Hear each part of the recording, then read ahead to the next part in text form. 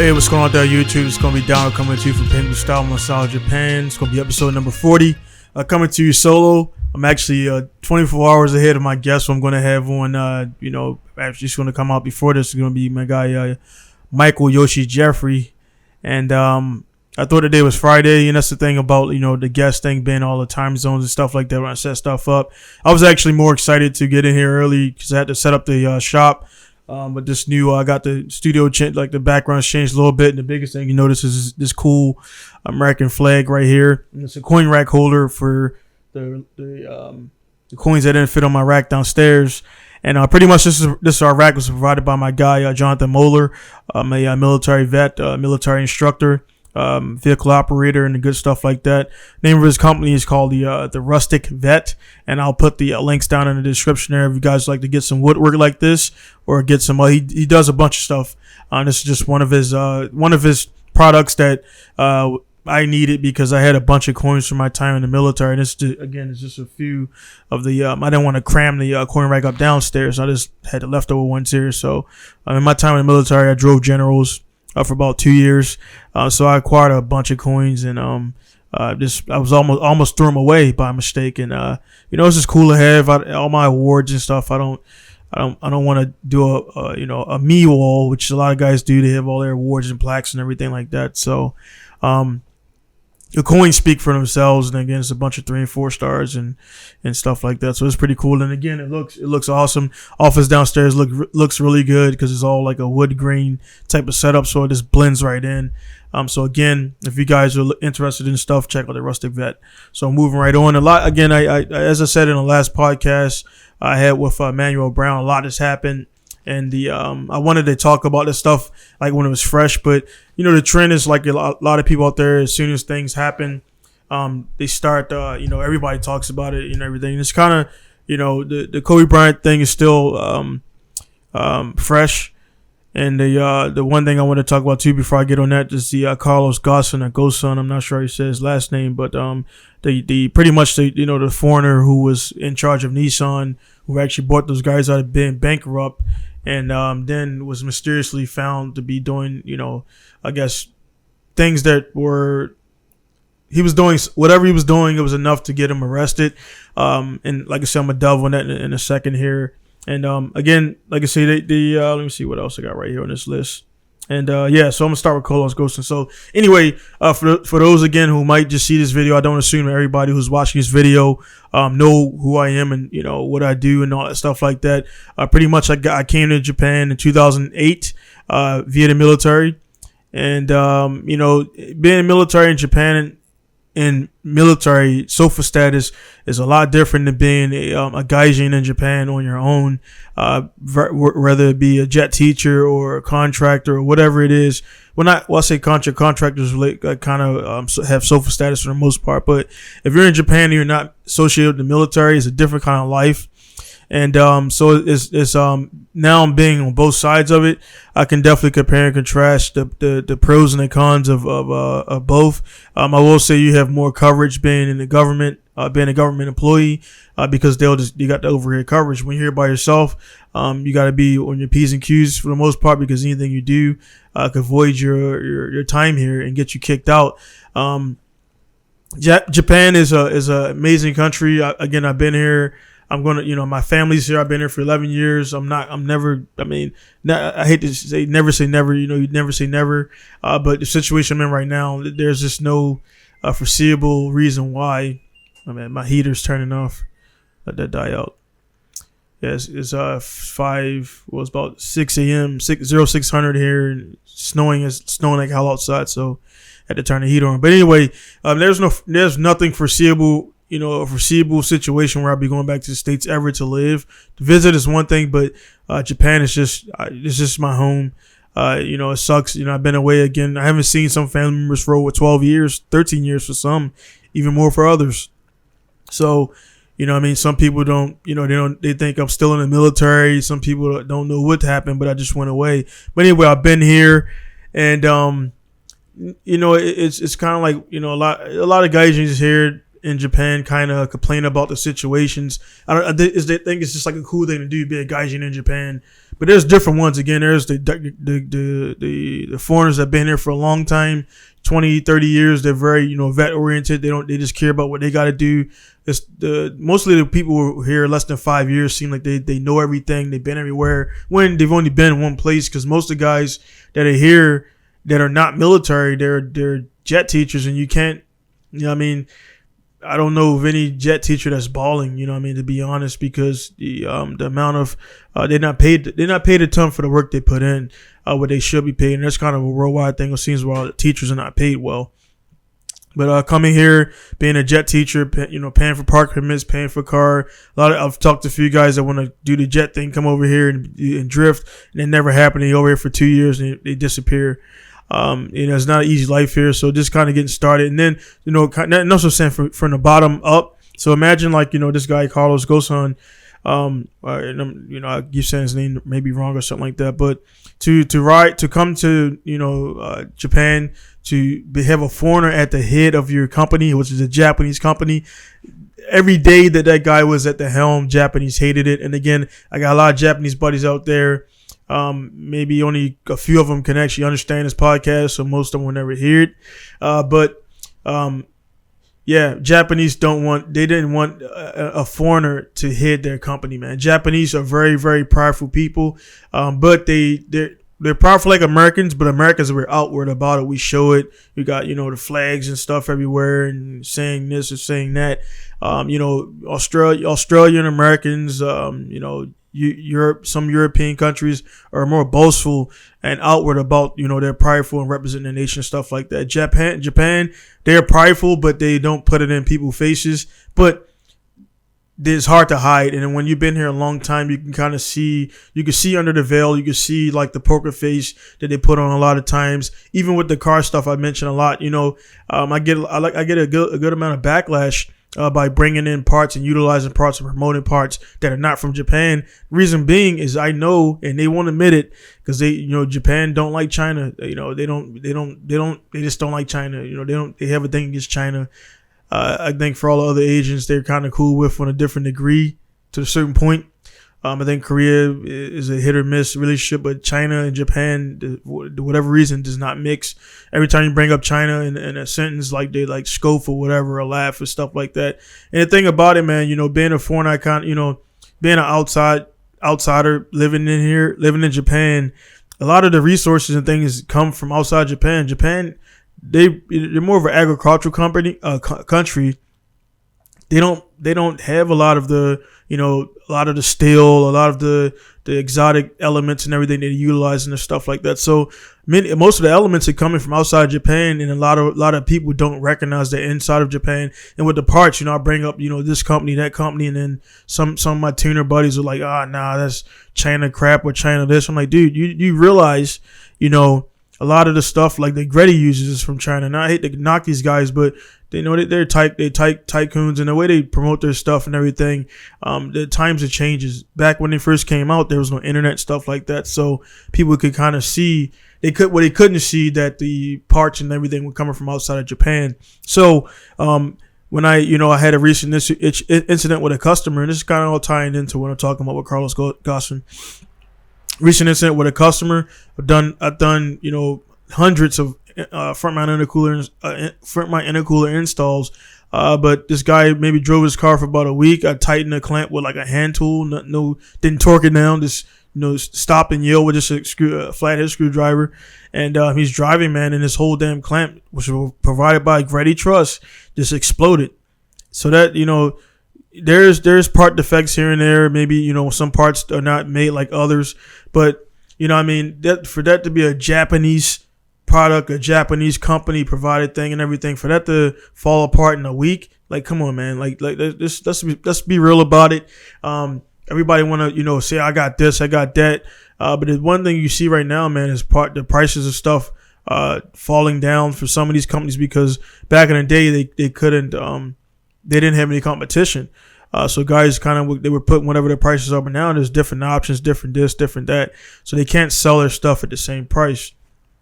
So the the kind of like in the Carlos thing. I don't really do a lot of research on this stuff. I mean, it doesn't affect me, but again, some of the stuff that he was put through, being a Gaijin in Japan again, just dwelling on that a little bit. It was bullshit, man. The thing about the allegations brought against him, whatever was brought against him, within 24 hours he was in jail and stuff like that. Again, don't know this guy personally. I'm not invested into him. He doesn't do anything for me, so I'm not sticking up for him. But I'm just saying how things are run here. I haven't had any run-ins with the judicial system here in Japan. Hopefully I will not. I plan on living for a long time, so maybe at some point something will happen where I have to appear in court or some stuff like that for business or whatever may be the case. By the way he was handled, the way other gaijins were handled, foreigners, I keep saying gaijins, but the way other foreigners were handled, I don't feel comfortable, or I don't feel like I'll get a fair shake. You already kind of, even Japanese, it seems like they're, when you go to Witchcom, you're already guilty or something like that before they put you on trial. But his situation, they were already saying he's guilty. They got all the stuff against him. It just doesn't look good, man. When he the way he was like, and again, I don't, he's a smooth talking guy. He's a smart guy.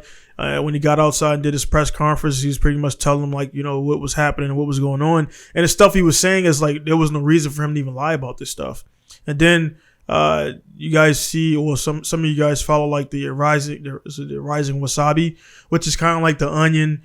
It's kind of like what's that word I'm looking for?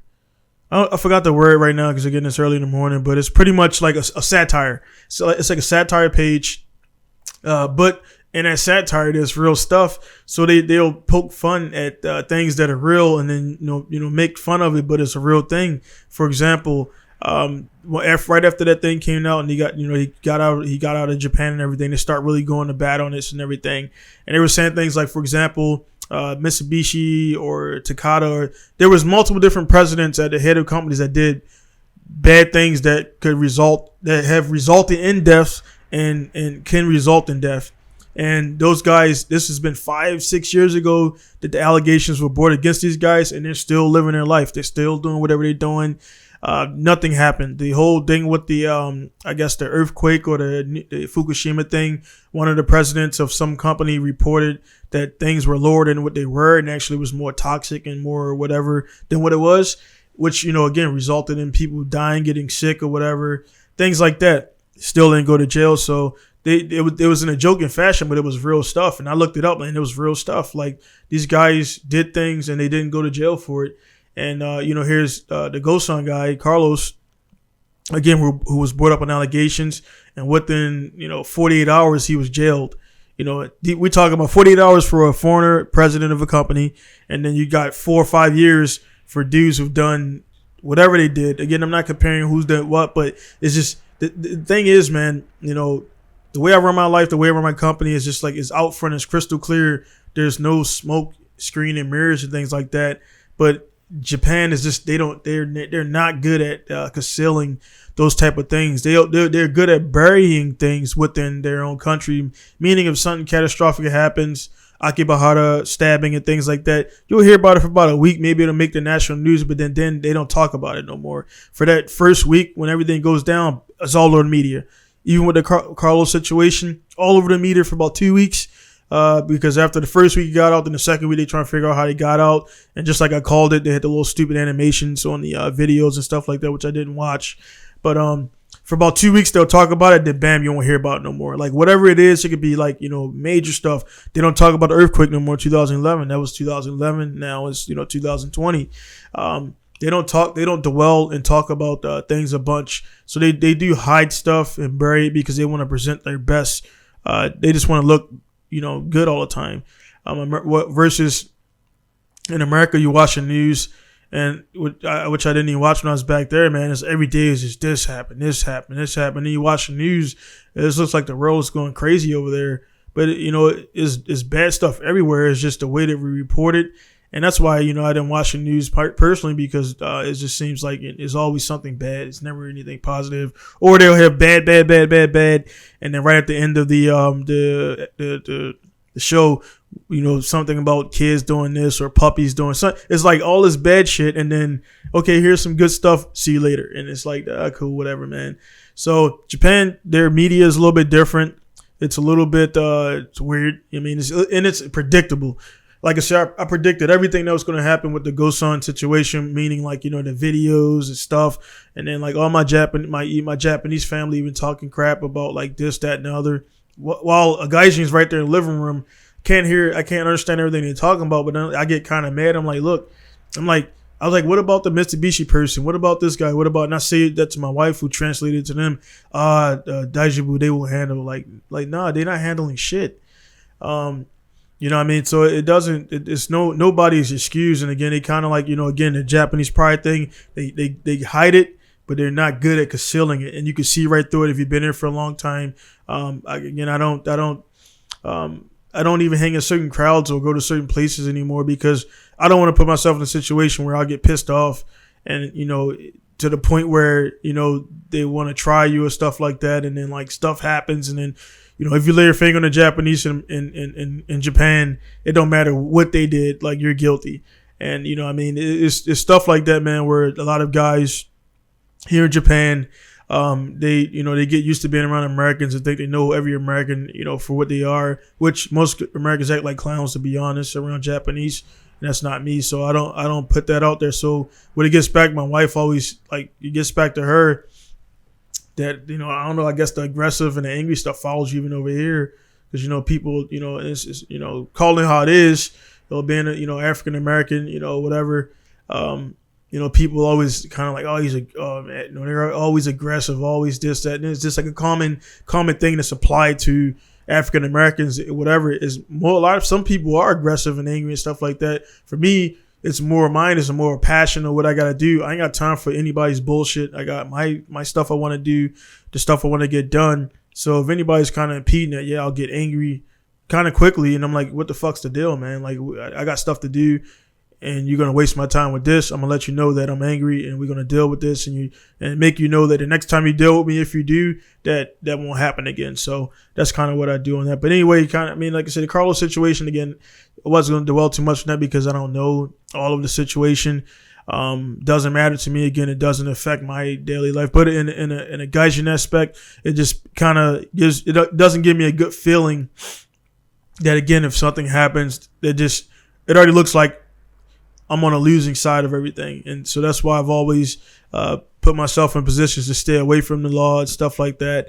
I've never been arrested and stuff like that in the States. I definitely don't want to get any legal troubles over here. So, even with the business, I got to be careful who I associate with, which some of you guys out there don't, why you don't work with this guy? Why you don't work with that guy? Because a lot of people do dumb shit, man.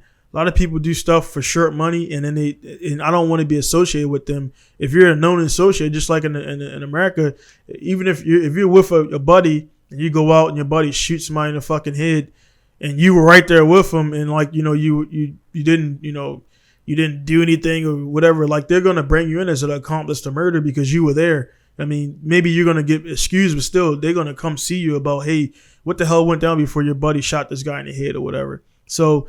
Stuff like that, man. My business, my family, I'm not going to get myself tied up, Japanese, American, anybody who's associated with something that's against the rules or whatever, man. You're not saying like being a goody two shoes. Everybody do things to get by. Who hasn't driven without it, you leave your wallet at home or whatever, you drive without a license for a second or whatever. Stuff like that. You've been where you can, but at the same time, you do recognize that, the law is being broken. You're a foreigner in Japan. You're going to be held to a different regard, and you got to understand and respect that. So that's one thing I do. And with this situation, again, I'm not even going to look it up. Maybe it'll come on the news about what's going on. Basically, right now, they're more from inside Japan looking out. They're more in a state of like being like ashamed that they let it happen. But come on, man, we know they keep saying some organization helped them. Like, dude, we know what organization helped them get out of Japan, man. And it starts with a Y. And they, I'm pretty, even if they weren't the major part, they had some hand in it. People know people, and that's how he got out of here. So whatever they want to say right now, it is what it is. One thing Carlos is looking bad on right now, though. He's done a few interviews and few people was asked him like, so what about your? I guess he had a American counterpart, somebody else that was here that got locked up at the same time, but doesn't have the pull that he has. I believe he's still in jail. And then like the people who helped him escape Japan, some of those people went to jail and everything, have already been fined or whatever. So it's kind of like he's like, well, he pretty much said like, hey, they knew the risk before they got involved, which meaning they got paid, but they got caught up and everything. So, it is what it is. And that's the thing, man. Like, that's why, everybody, that's kind of seeing that interview is like, hey, man, this guy, he's kind of like, he's all for himself, which, hey, man, most people are off for themselves. It's human nature. But that interview was like, hey, man, he really does give a fuck about these people. And they just kind of like, he probably talked them up and everything. Well, not him, but his team probably talked them up, threw him some cash. They did what they did, and now they're all caught up and going there in jail now. He's like, I guess, in Lebanon or something like that or somewhere. And I'm not sure where he's at. But anyway, man, that's kind of the situation. That overall, just saying from his situation, I personally, as a gaijin living in Japan, do not feel comfortable with the Japanese judicial system. I'll exhaust everything. I do my taxes. I do all my reports for my business. That's the only thing that can happen pretty much. As the business gets popular, there's people out there that don't want to see me, don't want to see this succeed. And I know that. I acknowledge that. And I just move on. But at the same time, people can say, hey, man, go check this guy out. He's not doing his taxes. They'll show up. I'll bust all my tax books, stuff like that, and they'll see everything, man. So when say you skip 1 year on taxes, you piss somebody off, and they're like, hey, I don't think he's doing his taxes. They show up and then you didn't do your taxes, then bam, you're going to jail, or you're paying a large fine. You're not going to go to jail right away. I had a buddy that actually, so they made a mistake on his taxes. And they were like, you pay us $20K by this date or else. So he ended up selling a bunch of stuff. He had to close. He sold his business to somebody else, and he had to pay that money no matter. He had to pay that $20K, or maybe flee Japan. But this guy's been there for a long time. I'm not gonna name his name. Maybe I'll have him on. He'll talk about it. But he took it in stride, and he's a positive guy, and he's going to definitely be back. And I hope he will come back because he's a good guy. And you could just tell it wasn't just by talking to him. He gave me pointers on what not to do, and this was right when I was starting my business up, man. So I hope he'll be back, man, because he's working for another company now. I just don't see him working for. He's the type of guy, man. I can see it when I talk to look him in his eyes that it definitely hurts, it stings to be running your business for this many years. One mistake by a tax accountant and maybe him not checking in himself resulted in a big fine and everything. So that's for me, man. I've won 4 years. 4 years in now, and I'm very serious about my taxes, which I gotta actually complete and get in by this week. But there's note to you guys out there: if you want to come to Japan, make sure you're doing things properly, because Japan is definitely not a free for all. A lot of people think Japan is a free for all. When you get here, it's real life. It's a pleasant country, but they're very strict with their own people. They're definitely strict with gaijins, and they acknowledge it and accept the outside people coming in now. But Japan is not like America, where the whole second chance or whatever we want to call it. They don't really do the foreigner thing like that. So if you come here, you got to be squared away, or you will be kicked out. There's a lot of dirtbag gaijins here, and the thing about it, they deal with one person and they assume that everybody's the same way. So when you come here, you kind of represent all foreigners, not just where you're from, but all foreigners when you come here. So just be cognizant of that. So I'm gonna move on from that. Check that off the list. So next thing I want to just talk about, like I said, this podcast is going to be kind of quick because I was, again, set to interview my guy, Yoshi. So I just like, hey, man, since I'm here, I might as well do an episode. But recently, about maybe 2 weeks ago, 2.5, 3 weeks ago now, pretty much everybody out there that's following me that knows that Kobe Bryant and his daughter had, they passed away by the helicopter crash. And another family that was in there, a group of people, I think a total of about 9 people, I believe, And it's not I'm not gonna, of course, I respect anybody who's profession like that level, and he's definitely, there's, I hate to rank people and stuff like that, but the thing about it, like when you look at the hierarchy of like the basketball stuff, the players and everything, he's all time great, definitely a Hall of Famer and stuff like that, So besides that, and not taking that into consideration, what I'm about to say, the biggest thing I want to talk about is like regarding this Kobe Bryant situation is that same week, man, people were like, "Oh, my buddies, these guys died in a helicopter crash." They were comparing the contrasting between the coverage that Kobe Bryant got when he died in a helicopter, and then for some reason the helicopter plus some people dying triggered a lot of vets. I'm a vet. You see all this stuff in the background, my Doug tags, all these coins, a lot of things that you can see, the little fake M4 right there that signifies that, I definitely, I shoot guns. I've done stuff in Iraq and everything. I've seen stuff. I've been hit by IEDs, all this stuff like that, man. And, so I'm of all vets, the vets that got the most voice of those vets have been directly in contact. I've been directly under fire from the enemy, and I've gotten awards for that. In Iraq. So my opinion is going to be a little bit different and blunt than most guys who just they work, because everybody in the military ain't doing gung ho shit. I mean, when I was out there, I mean, I had ammunition. I only probably brought my weapon above waist high once towards a person to kill a situation, or not kill a situation, but to subside a situation and make that go away. And, so that was like the closest I ever got to like firing on somebody. And the thing about that, when that happened, it was no question about it. It was what I seen about the hat was I slow down a little bit. I don't have to speed, but the situation that happened, we were in Iraq, and we were going up MSR Tampa, and this particular intersection when the war first kicked off was infamous.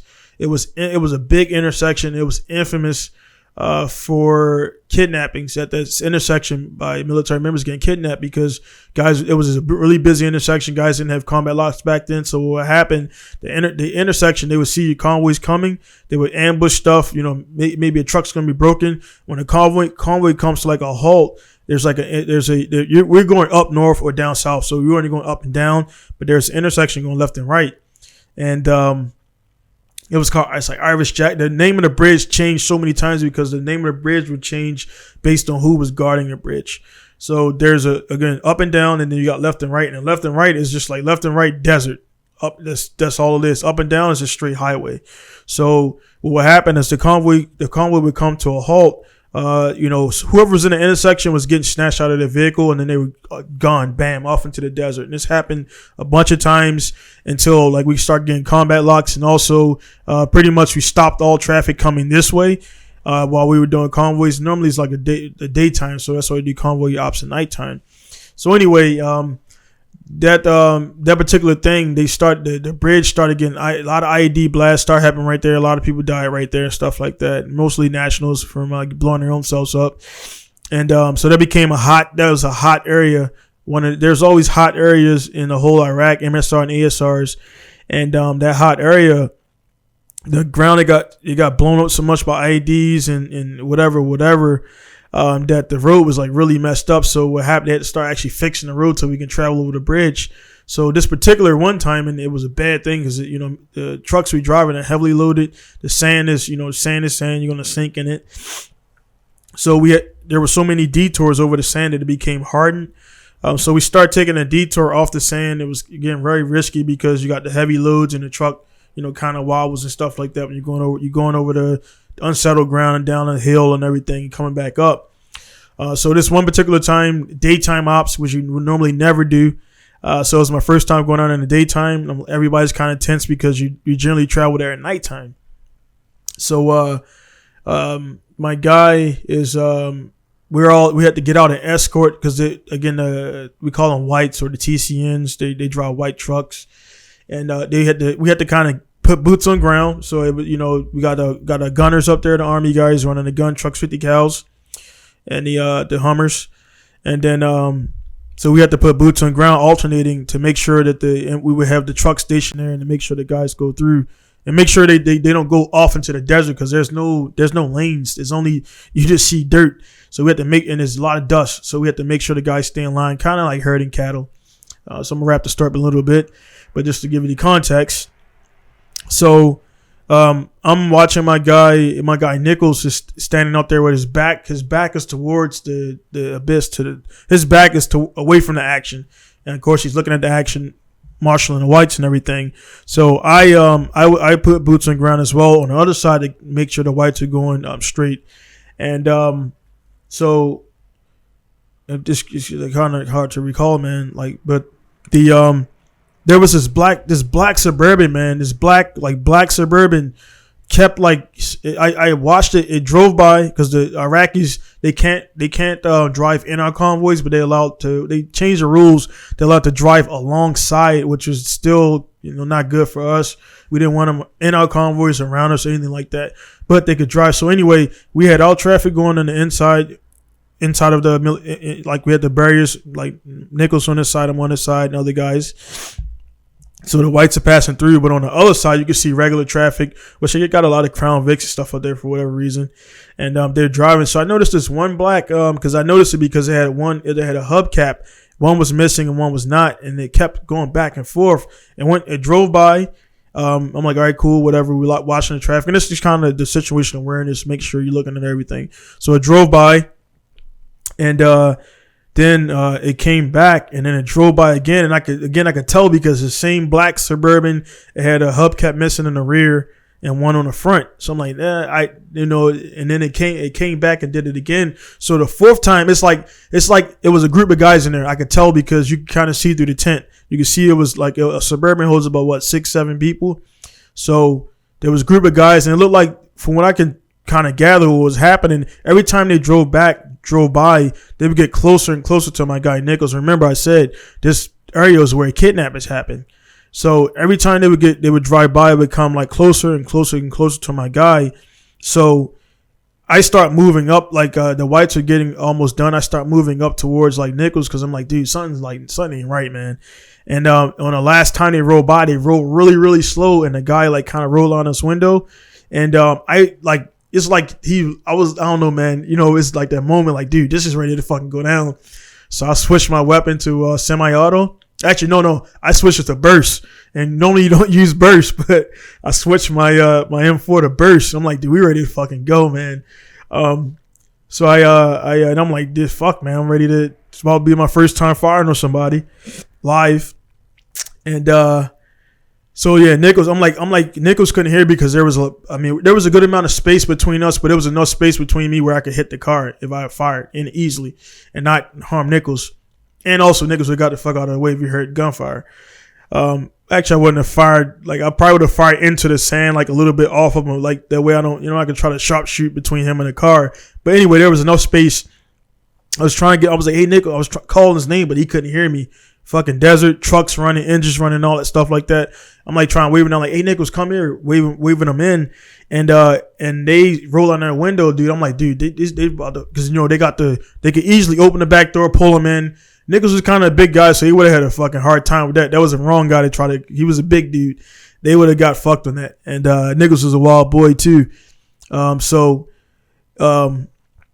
would have been bad for them all around. 50 cals, it would have been bad, dude. I would have got them out of there. They would have blew that fucking car up and killed all those guys in that truck.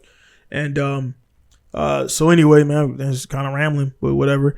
They roll on the window. It seemed like I make eye contact with the driver or whoever, and I just raise it up, man, like to about my waist. And then the dude, they roll out the window and it sped off, like hit it. So it seemed like they were like, oh man, maybe these guys, I don't know who it was, older guys, younger guys. Somebody had a Suburban, so they got some money. It's not a normal. It was actually a nice, decently looking car, but besides the hubcap being missing. So whoever was in it had some money or was of some kind of status or whatever. Or maybe they stole a car, but it seemed like when they were driving back and forth, they were getting with the carriage, like, let's do this, let's maybe kidnap somebody. And people said, like, dude, this shit happened. It happened. It's documented. People got kidnapped. That was a big thing. So, and they know this.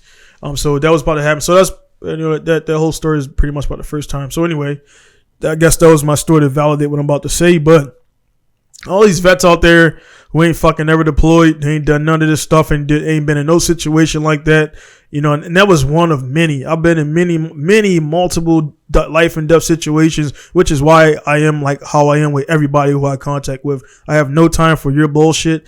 No, I don't have any time for anybody's bullshit who want to, fake and be in your life or whatever stuff like that. Get out of here, man. I've been through too much stuff. I mean, my personal life, military, professional career, stuff like that, to deal with people like that. So anyway, all these guys out there, all these vets, it ain't the vets that been through stuff that's saying, oh, well, you should honor our vets and stuff like that. Yeah, dude, that's you're comparing two totally different things, man. You're comparing somebody who, they're entertainer pretty much. They're a sports athletic celebrity. Comparing to somebody who might, like myself, who we volunteered to. There hasn't been a draft in many years. Nobody's ever been forced into the military unless, I guess, they had the program where like you're a convict or your options are to go to the military and get reformed or go to jail. Of course, you're going to pick the military. So maybe that, some people turn their lives around. Some people, they end up getting kicked out and going back to jail. But I wasn't forced to join the military. I joined the military out of my own will. I knew vaguely what I was getting into, and when I got into it, then I knew more of what I was getting into, because nobody reads the contract. Like I said with Brownhill last time, we just sign up. We all have our reasons. I wanted to leave. College was getting dumb to me. I didn't want to go back to Baltimore, and military I was going to go to before I actually going to college. So it was a no-brainer for me. It's just the branch that I picked was Air Force, versus I was going delayed entry into the Marines because I knew I could do the Marines and everything. So again, my attitude and everything was more. I wasn't really the typical Air Force guy with the way I carried myself. And then my career field just happened to be a good one. I got around a bunch of real decent guys, combat guys who had been in Afghanistan, Iraq when it first kicked off in 2002, 2003. They were there when they had no armor. We had no GPS. We had no gear, no rhinos, none of that stuff. The IED stuff, none of that was around when my guys were there back then. So they went through it, man. They made their own armor. They had like sandbags on the floor. People got messed up. People got killed a lot back then, and that's where most of the casualties came from back then. So. Yeah, man. A lot of the guys, talking, and I see posts, man. I try to turn the stuff off. I only see like the positive stuff, but I look back, and then you see people talking like, well, then what did you do? Oh, I was a cook here, or I was a cook there. I'm like, you didn't leave when you were over there in the desert, you didn't even leave the fucking wire. And it's like, I don't hop on the fob, we call it the fobbit, or the most Air Force say the fobbit pretty much was somebody who stays on a base. And then you hear like the Army says the POG, which is like just personnel other than grunt or something like that. And and the funny thing about that even is being Air Force, man. Like we had more fucking boots on the ground than Marines. And we go to TQ, and we pull up there, and you got fucking Marines walking around inside of TQ with fucking green bean, which is equivalent to Starbucks, walking around there with fruit smoothies and shit in a war zone. Granted, 2003, the Marines, of course, they did their thing. They stormed TQ.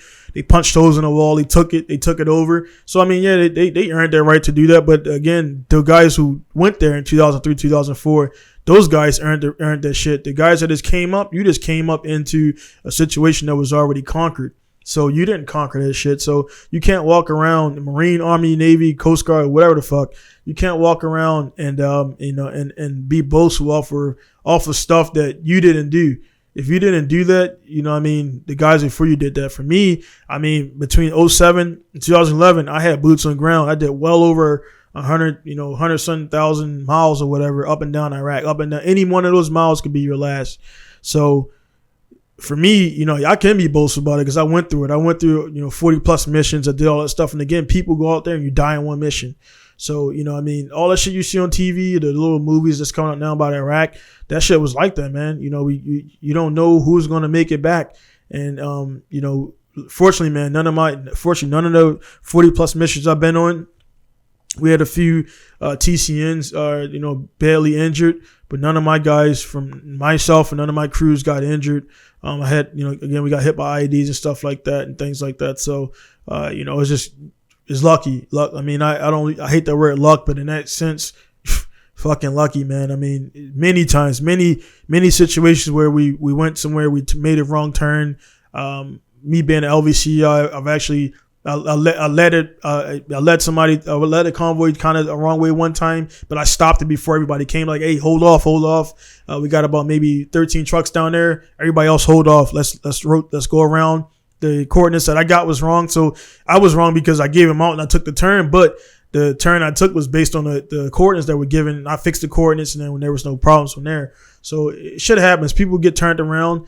Me being an LVC, I mean, I was a senior airman.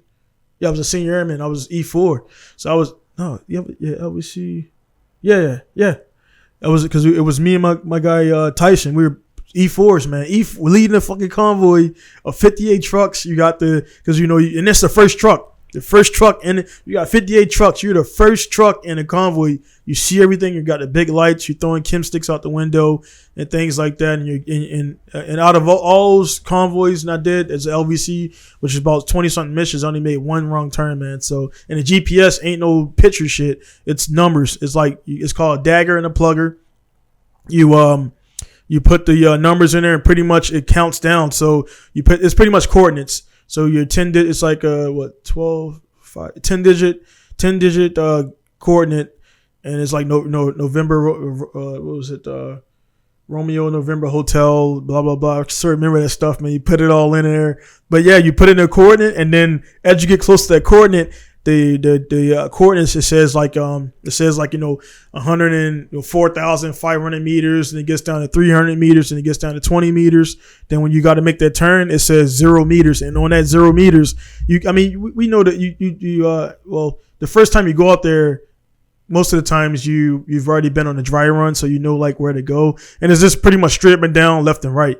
But one time you took a mission that I never went to, so I had to look at the maps, man. We had to sit in there and plan because we never went to the west part of Iraq before. And go up? No, it was like east, going out the east. We were never. It was. I mean, that was kind of a nerve-wracking mission because number one, I never drove there before, so we made every turn properly. Luckily, that went good. And again, that's just kind of like, I'm good with direction stuff like that, so we made it out there. But again, all of what I just said right there is just again, I guess ammo for me to state that, for people like, who the fuck's this guy, whatever, he's like super vet, stuff like that. No, it's just that, I tell people that too. Like I say, man, everybody in the military ain't doing GI Joe shit. No matter what they do, everybody in the military, the jobs, when you sign up, the jobs are just like, you got cooks, you got accountants, you got lawyers, all the jobs that you have in the civilian sector, we duplicate in the military because we do a lot of stuff ourselves. So you got CE, you got plumbing, you got all the stuff you have. I mean, even, the aircraft stuff, every job that's in the military, you have outside. I mean, even as far as I would say special ops, a little bit more military centric, but you do have, civilian sector, Blackwater and stuff like that. Most of those guys are prior military, so it's like, but outside of like special ops type stuff, every job that exists in the civilian sector exists in the military. So when you sign up, you get a job. My job was vehicle operations, transportation. So pretty much what I did in the military, we were like we're like UPS drivers. We're like UPS drivers, or bus drivers, or taxi drivers, anything that transports people and goods or whatever objects that's legal by the government. So meaning that we never transport household goods. That's why it's always contract out. Household goods, HHG, is pretty much your living room. So when you move to a base, like you can't take a government vehicle. And we had a guy come in before, try to do it before. We tell him, no, you can't come into a vehicle ops and ask for a stake bed truck to move your furniture that you bought from the BX. That shit don't work like that. No matter who you are, the base commander can't do that. You can't use a government vehicle to do anything that's not government work. And that's the way it goes down for that. And it's an easy job. Say, hey, is it official thing? Sometimes depending on the situation, there's a rule or regulation, like the commander car can become used as a personal duty to domicile in this event that this happens or whatever. most commanders are authorized GOV to go duty to domicile, but they can't take the GOV off base and do like personal stuff with their family. So they can go from one vehicle assigned. They can go from the They can go from the commander's headquarters to the house. That's it, or anything around base, of course, official business. But he can't take that car and go through Burger King drive-through. The base commander can't do that. So, I mean, you see people doing it on TDY and stuff like that. They're wrong. Unless you have then again, there's waivers for some. There's waivers for everything. But unless you have a TDY placard and it says that, but you're not supposed to go through the drive-through. You can go to the BX and go to the shop at, but you're not really supposed to utilize that vehicle to go through the drive-through. So that's just some regulations. I'm kind of harping on. All my vehicle ops guys are there laughing right now because I'm stumbling around regulations that I haven't utilized since 2012, but I still remember them, meaning that you remember that stuff for life and stuff like that. So anyway, the Kobe thing, rest in peace or whatever people want to say about that. Life, we all gonna leave here, and nobody's nobody's going to be forever unless Elon Musk comes out with some shit that saves us or do some cryogenic stuff, maybe. But, people for at least the next 50 years are going to be dying like normal. I think so. I don't like to even think about that. I just live my life daily. I work hard, but now I got kids and stuff like that. So it changes a little bit every time you leave the house. You never know when it's going to be your last time leaving the house. Stuff happens all the time. Only thing you can do is be as safe as possible. And you plan, you got your 4-year, 5-year, 10-year plans, what you're going to be doing. And then I'm pretty sure Kobe had a lot of shit, and everybody on that plane had a lot of stuff they were going to do that next weekend. They told people, I'm going to be here next weekend. I'm going to be at your wedding. I'm going to do this, do that. And then bam, they're all gone. 9 people gone like that. So that's one of the things about life. Nobody, people, and for that second, and it's every time something like that happens, man, for that second, you lose a buddy, you lose somebody. It brings you back down to earth. And then it sucks, man, as much as everybody. About a week after that, the same shit you were doing before that, I'm going to see my family more, and I'm going to do this more and do that more. If you ain't really doing it, you're going to go right back to what you were not doing anyway before that happened. So maybe for a week, you'll become like a better father or whatever. But for me, like I tell my customers and stuff, I have a set time when I work with you. In between that time, if it ain't scheduled or stuff like that, you're not getting any work done. Between my business and things, I got a lot of stuff going on, and my family's not gonna suffer at the result of you being negligent or doing something wrong or not following instruction, which a lot of people don't follow instruction, man. When it's come to this business stuff, and I really don't want to keep talking about that because I've already brought that up a bunch. But I'm pretty easy to work with, man. Pretty easy to work with and stuff like that. But again, that was the biggest thing for I want to talk about was the Kobe Bryant thing. And in regards to, again, all these vets, people who ain't never fucking been in the military, and then people in the military who ain't never done military shit or cry about doing military stuff. And I'll tell you straight up, if you're watching this podcast and you're in the new military, like, you ain't got nothing to fucking cry about, man. You got all these benefits. You got all this stuff going on. Like, what are you crying about? Do your fucking PT, show up at work at 8:30 or whatever you got to do, and go home at 1600. If you do that, I mean, most guys ain't, cops and crew chiefs ain't doing that stuff, but everybody else kind of go home at 1600. And everybody kind of make fun of that. But yeah, we go home at 1600. But yeah, motherfucker, we were in Iraq. We were in Iraq doing convoys, bringing you all the PlayStations, bringing you all your food, bringing you all this stuff.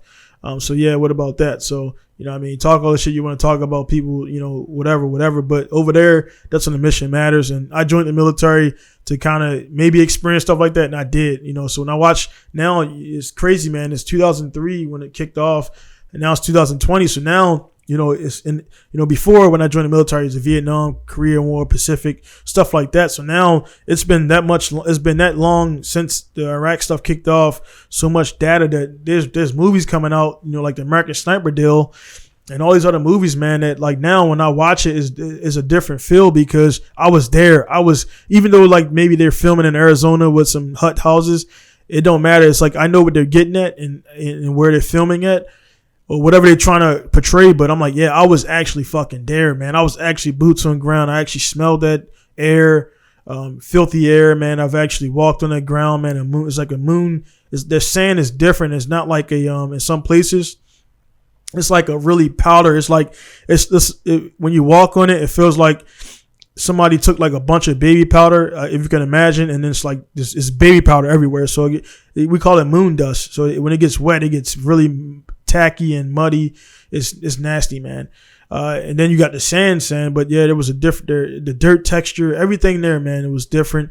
You're breathing up so much dust and shit. People spit on the ground, piss on the ground, whatever on the ground, and all that stuff pretty much evaporates. And then you're breathing in piss, cat shit, whatever, anything that's in the environment, you're breathing that stuff in, man. So, one thing I have an issue with kind of is my sign. I didn't get checked for the military, but I noticed like my throat or whatever, man, like stuff like that is the burn pits and everything being affected. So again, this is coming from somebody that was boots on the ground, outside the wire, multiple ways to die, and made it through it. I've been shot at. My first time being shot at was by Marines. No shit, man. We were getting friendly fire. It happens. It's fractures. It happens, man. People get shot at by mistake. They can't ID you. Bam, start shooting at you. But there was some dude. Come on, man. Fucking Iraqis don't have lights like this, man.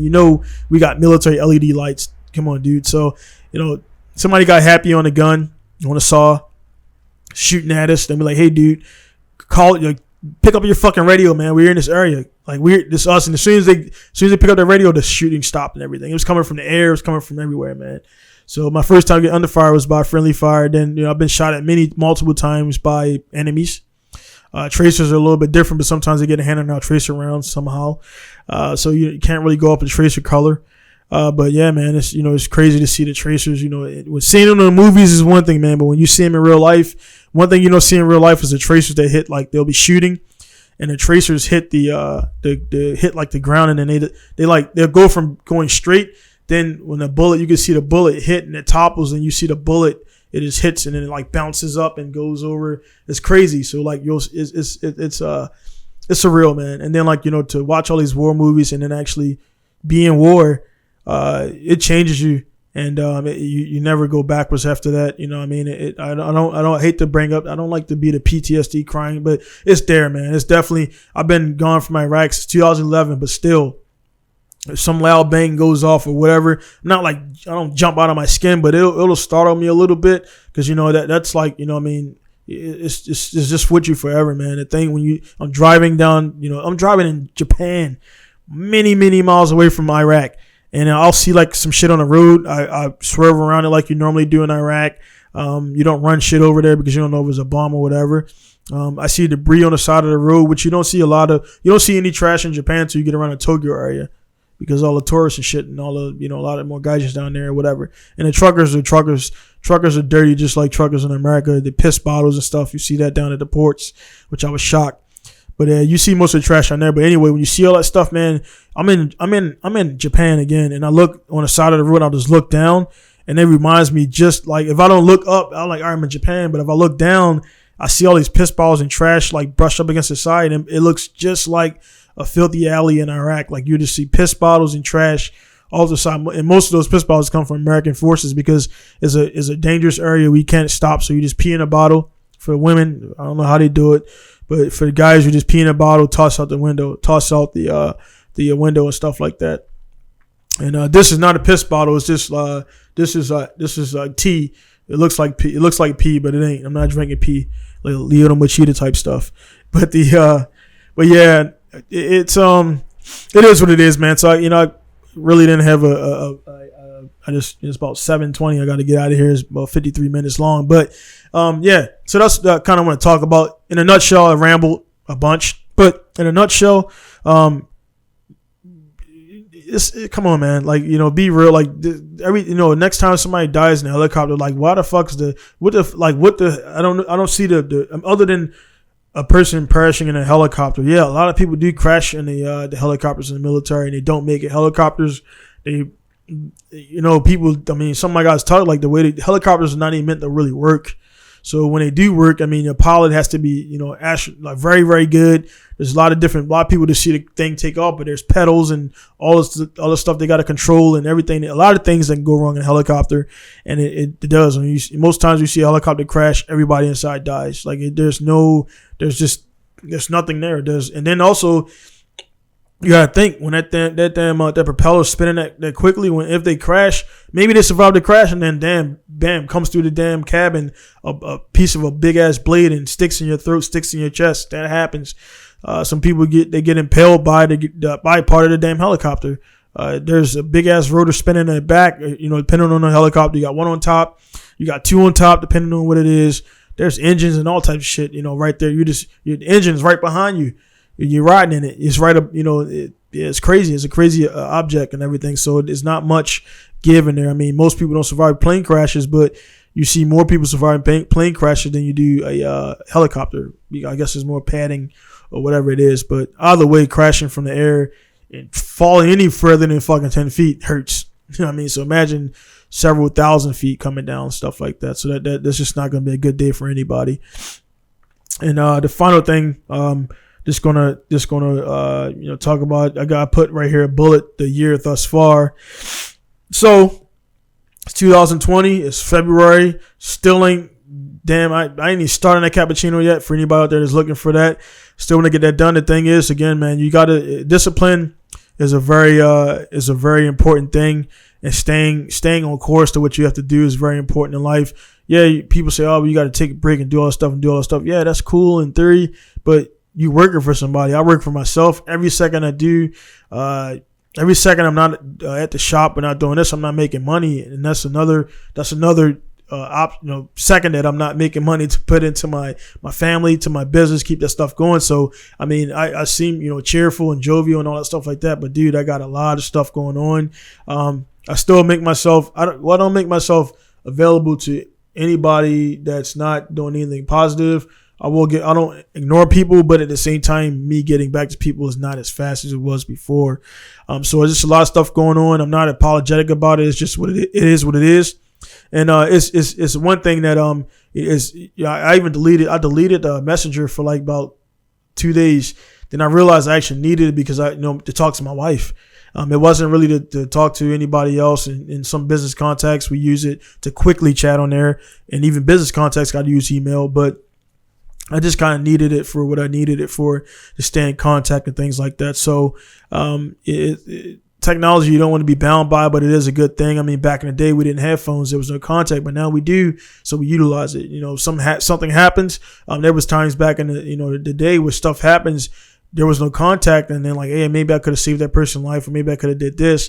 I'm not going to put my device down or turn it off because some fucking people out there think you should be disconnected or whatever. Like, if that's your thing, you want to be disconnected, do it. You know what I mean? I'm saying, but I got a family and kids to worry about. And if I get a call that my son's sick or something got to happen, I got to go to the hospital, I'm going to do that. And that's by the technology advances. They didn't have it back then. That's why they didn't have it. So to compare times down and times then to what they doing now. Yeah, I grew up in a time where we went outside when the lights came on. I'm 37, probably 37 in a few weeks. When lights come on, you come inside. There was no cell phones. Beepers came out, but beepers were more, where I'm from, beepers were associated with drug dealers because you beep and all that stuff like that. Then cell phones first came out. I didn't have a cell phone until cell phones were a normal thing. I didn't have a cell phone until about maybe 3-4 years after that. And there was like a prepaid shitty Ericsson phone, and I had to go down to the record store and get like prepaid cards every like couple weeks, and it was like dumb shit, like calling back to the house or whatever. And it's pretty much like, hey mom, I'm going here, I'm going there, just that and the other. And that became like the start of the keeping tabs on the kids, because you can do that. So my kids, I mean, I'm not gonna have my kid being I don't know how young these kids are with iPhones, but I mean, it's a good device. So you put there, like, they got the one number, they lock it out so they can only call mom, they can only call dad or whatever. It's just a good thing. I mean, it's not bad. I'm not in a place where I got to worry about somebody mugging my kid to take the damn phone and whatever. So, I mean, I'm not going to put it in my kids' hands too early, but I guess around about 10, 11, they're getting phones now, a basic phone to contact mom and dad or whatever, or use the phone as a GPS device that, the kid gets taken or whatever, stuff like that. So technology. So yeah, just kind of, I keep rambling on stuff, man. But yeah, the year thus far, I haven't got to any of my personal projects. I said this year was going to be the year I was going to come back and start doing pro comps, but it's not looking likely because, again, the business is doing well, but I just want to make sure it's solid before I start taking. And then also I owe people, if they're watching, that's cool, but I owe certain people money. for the business stuff, and then they know I owe them. I know I owe them, so you can't go spending $3,000-$4,000 on what is a not really a business venture, more of a leisure activity. Because drifting, no matter how you try to spin it, it's something you like to do. You like competing, but it ain't making you money, and I'm losing money by doing that. I mean, it's the promotional side of it, but drifting, like I said before, man, even if you win like a bunch, that doesn't mean you're going to get more drifters coming to your shop, because most of the drifters can't afford the level of work you're putting out that you put into that car that's going to win like pro championship. They can't do it. So when they come to your shop, they want coilovers or a diff or something like that. Then you show them the bill, they're going to be like, I'll do it myself. So it just doesn't, for drifting, speaking solely, drifting doesn't yield the return. And, it sucks to say that, but it just doesn't, man. It doesn't yield a good return, and that's what business is. And when you understand that, you understand it in this business, and you know it. It's nothing I can teach you. But when you don't understand it, you're not a business person, you just don't understand it. And it's nothing I can tell you that's going to make it any different. But drifting does not yield money for me. Again, I said it in multiple podcasts. I've made $0 from any drifter that come in my shop. I made money, a few dollars off of parts here and there, selling it to drifters, but I made no significant money that was significant enough that made an impact on my business by any drifter in Masawa, in any part in this world that's made my company go. And maybe people see like, oh, it's just the case. Maybe you're gonna go somewhere else and get it done. Some people who were here for a long time, they were dealing with other guys for a long time, so they don't need my services. It's cool, it's whatever. I don't lose any sleep over it, but it is what it is. But I mean, drifters do not contribute to any money for me.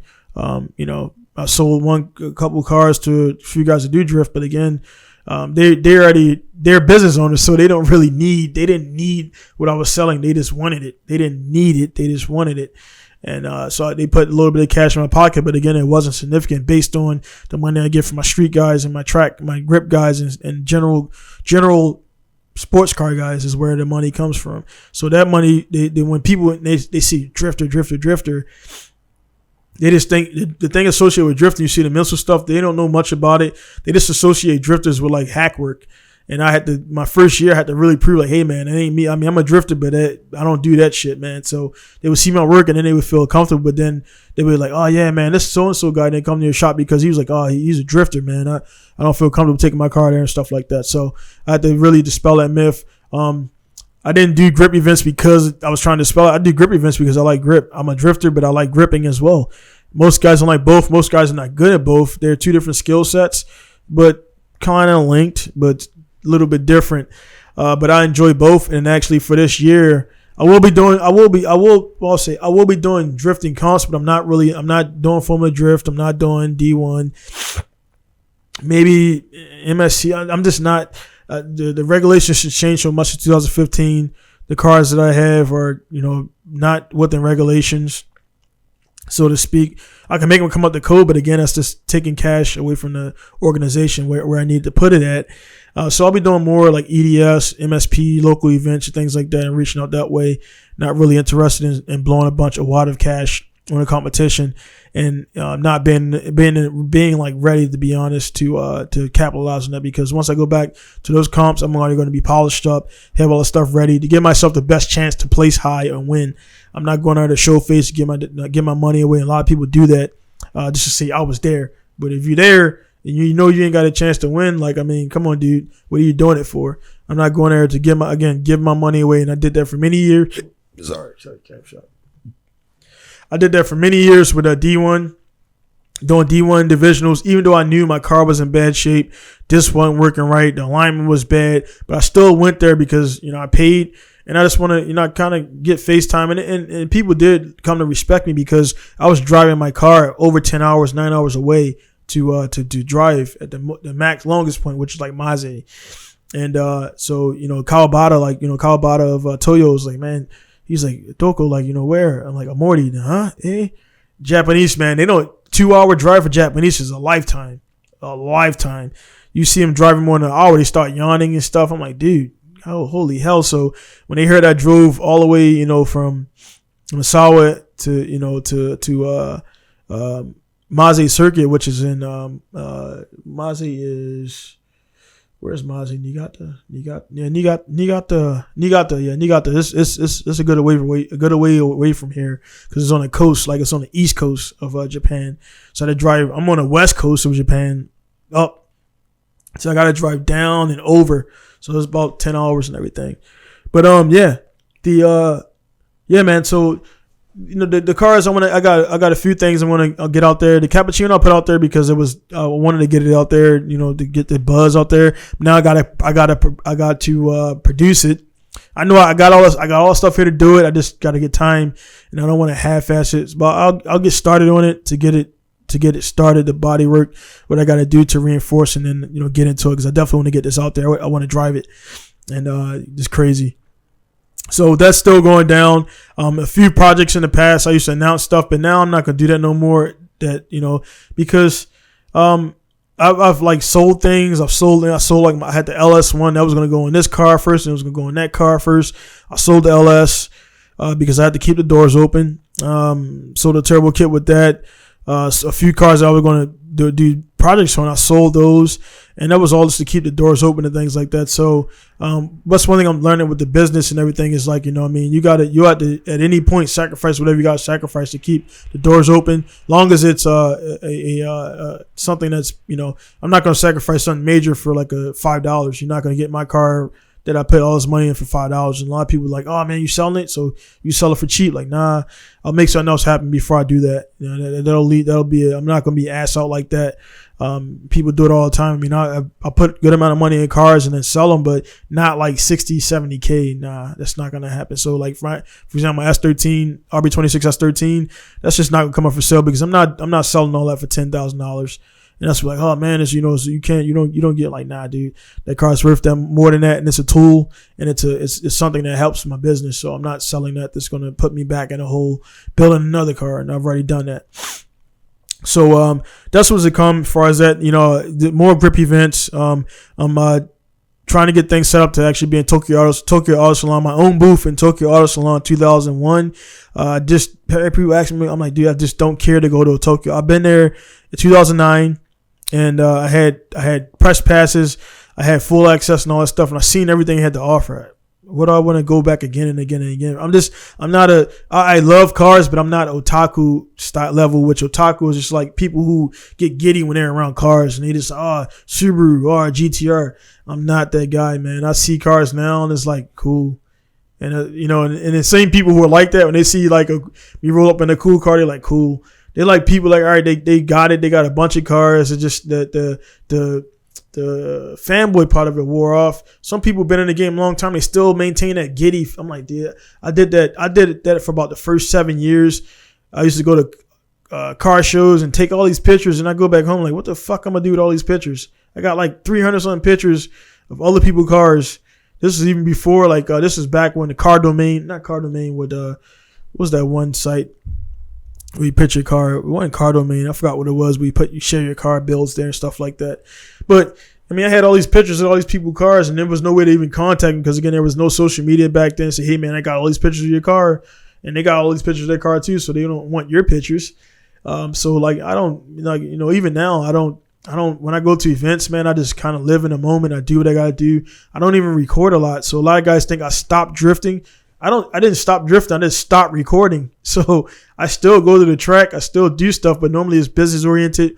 I want to test some suspension out. I want to do some settings, but I never stopped drifting anything since 2015. I just stopped recording because again, unless I go like the new Sunrise track that's going to open up soon, I'll go there and, it's different because it's a new track and it's something new. I'll record that, but I'm not going to record any more MSP unless it's a cool event or whatever, but I'm not just going to go to MSP and record a regular drift anymore. I've done too many of those days. You can go on my YouTube and see all that stuff since 2008 and everything. And even in Bisu, I've been in a Bisu a bunch of times and never recorded anything. I just go drift because you already seen it. You've already seen me drift there. It's like, cool, I can drift to Bisu. Media is oversaturated now, and making videos and all that stuff is oversaturated, which is why I switched to the podcast because I didn't want to abandon my channel and the subscribers out there. But going around shooting videos, if you're a media guy, cool, that's what you do. That's your job. That's what you want to do. For me, I'm not a media guy. I just happen to be good with video editing, and I had access to Japan and tracks, so I did it. But it's the going around and doing all this stuff, and it just the output versus the return. You got to think about that in all facets of your life. Any part, output and return. What are you putting out? What are you going to get back? So if you're putting out a bunch of time into something that's going to yield minor results, you're wasting your time. If you're putting out, a little bit of time is going to yield max results. You're utilizing your time properly, but most of the times that's not how life works. So to keep this business running, yeah, I can call my shots. I can go home today and just chill and watch 80s movies like I was joking about all the time before. But I'm not making money for my family. I'm not keeping my business open. I'm not, for customer cars I have here, the word that I gave them and that I'm always going to stick by, I'm not sticking by that. So you when you get in this situation, you're letting a lot of people down and things like that. So you got to be cognizant of that and make sure you're not doing things improperly and living up to your word. Because a lot of people, you take people money and then you don't deliver. That's called a scam. I don't run a scam here. I won't allow customers to run any scams through my shop. I won't allow customers to do anything that's going to bring my shit down. So that's how that rolls and everything. And that's why I am like I am. And that's why I treat everybody like I treat them when it comes to this business stuff. So I'm going to wrap up on that. Right there is about 100. This not 100, but it's an hour and like about 9 minutes. My head is starting to hurt, so it means I'm talking too much. And yeah, man. One thing from watching my own podcast out there, guys, one thing I will try to do work on better. Nobody's actually even messaged me, and I'll take some kind of criticism, but I noticed like when I had my guests on, man, I kind of like I don't talk over anybody and interrupt them, but I do kind of like the guests, like, they're being respectful and they won't like butt in and everything. But if it's like somebody who's more aggressive, then it's a cool. Like I had Greg in here. Greg was a good conversation because Greg he'll come in and chime in. But some people they're really timid about the situation, so they won't really like speak over and speak up. So if they don't do that, then I kind of feel like the guest can't carry a conversation, and then I'll like kind of speak, and I'll speak more to kind of. I don't want like we talking then. So what are you doing tomorrow? Like that's just like that's not good conversation. So if I start feeling that, I do that, but I need to like let the guests open up more and me stop talking so much. Because when I scroll through my editing, it's just like I'll scroll through, and if it's like if I just pick a point and it's like me talking to him talking and me talking to him talking. When I scroll through, it's like me talking. I scroll through like 30 minutes, it's me talking. I scroll through me talking, and I mean, nobody's ever called me out on it, so I guess I'm not saying bullshit, which I don't. But I want to work on that personally, and like I say, let the guests, because I watch it a lot, different podcasts, and then the guy like, and they just over their guests. I'm like, dude, you fucking brought the guests in, like, shut the fuck up. So I want to, for these sessions, I want to use this to talk. It's just me. But when I get the guest on, I'm going to start scaling back. I'm going to keep the conversation going always. Not going to let it die out. But I just want to focus on. So if anybody that's been annoyed by that, I am going to try to work on that. It's in my mind, but it's like you relay information. It's not like you're trying to one up the guest, but you do that subconsciously because you're just trying to let the person know, oh yeah, I've been through that, and everybody knows it's like a psychology thing. Like you're the reason why people bring stuff up is like to let them know that, oh yeah, I've been through that before. Like if somebody says, oh, I talk about a divorce, I won't probably talk as much because I've never been through a divorce before. But if I've been divorced before, like, yeah, man, she did this and this to happen and blah, blah, blah, blah, blah. So you kind of like, you compare and contrast stories and stuff like that. So, but even if I had a similar situation, I'll let the person talk. And then if I want to, say this, I'll do it. But I want to work on that for you guys out there. So it'll be more enjoyable and also maximize the time that my guest is giving me too. So again, guys out there, like I started, the rack behind me, like I said, it can hold a bunch of coins. I got about 50 something coins on my one downstairs. And I just bought some stragglers up here. I'm not gonna buy any coins because I got enough of them, but it's cool looking. It holds the coins and stuff, like as you guys can see right here. So this is the military challenge coin. It's like a 3-star coin, and they go right on there. And it's pretty cool. And just get with the Rustic Vet. Jonathan Moeller, and I'll put the link in the description, and you guys can click on that and buy that stuff. So again, thank you guys for taking time out of your day tuning in. This is going to be Donald signing off for Massage Japan, episode number 40, Pinku Style Massage Japan. See you guys later. Peace.